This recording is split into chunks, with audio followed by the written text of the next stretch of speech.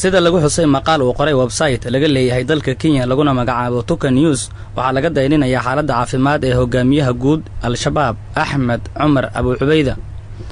caafimaad darrada Abu Ubeyda ayaa website-ka waxa uu ku sheegay in muddooyinkan dambe ay taagneyd waxaana Al-Shabaab taasi u horseeday kala jab iyo khilaaf cusub sida la warinayo.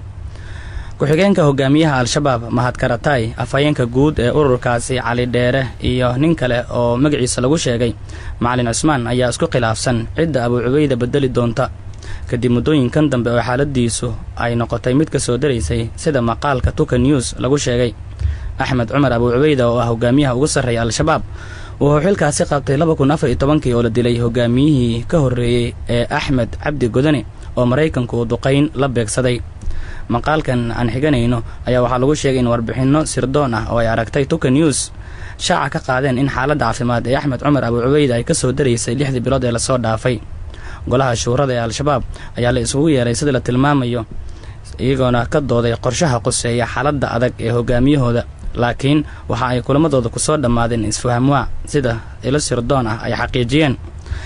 ila wareedyo ururka dhexdiisa ayaa sidoo kale waxa ay xaqiijiyeen in ururku uu haatan yahay mid u qaybsan labo kadib xanuunka adag ee soo wajahay hogaamiyaha guud. maqaalkan laguma sheegin waxa uu yahay xanuunka haya Abu Ubeyda. Al-Shabaab dhaqan uma ahan in shakhsi ay ku bedelaan waa si fudud ay ku bedelaan hogaamiyahooda.